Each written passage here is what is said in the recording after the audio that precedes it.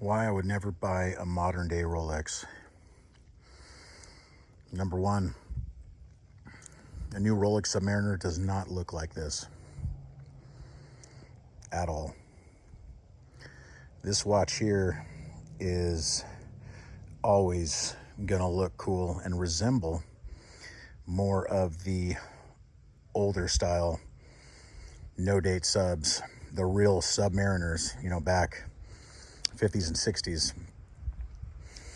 More notably, like the 5512, 5513. A new Submariner looks nothing like it, with that ceramic bezel, big lume plots. I mean, it just looks like jewelry. So these older ones are, I believe, in time are going to be just much more desirable. And number two, another reason why I would say this can patina.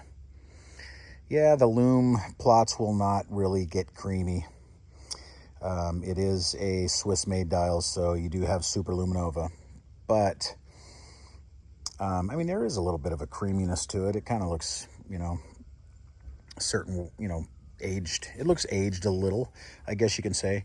But it looks nothing like the newer models. And then also the aluminum bezel insert. This one here is in good condition, but of course over time it will fade and could take on some scratches, like the case did. I know this thing's got a few little marks on it here and there, but that is another good reason. I mean, these vintage ones, these older ones, are going to patina over time and have a nice, look. And that's what a collector wants. You have a watch on your wrist with a ceramic bezel and, all these newer things on there that are it's not gonna look aged after a while. It'll still look like a new watch, which really gives it no collectability, in my opinion. Another reason is chamfers. Look at these chamfers. These old subs have chamfers and really nice brushing. The new Rolexes, they don't have them. The new Submariners, all of them, they don't have them at all. Look at that grainy texture there, that brushing. The new Submariners don't have that.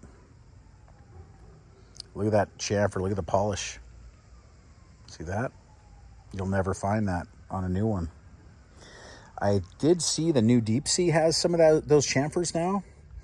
I did see, I believe, the Yachtmaster has some chamfers, so they're starting to do it again. I don't know if they're going to continue that, in their line and possibly, go, through most of the sports watches. Maybe they'll start doing it, but you just don't see that mainly on modern watches. You just don't see it on modern Rolex.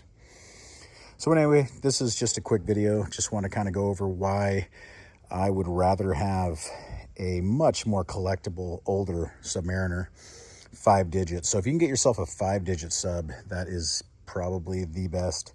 It's a sweet spot. Kind of have old and new mixed together there, kind of neo vintage. But anyway, thanks for watching. Please like and subscribe. I'll see you in the next one. Thank you. Bye-bye.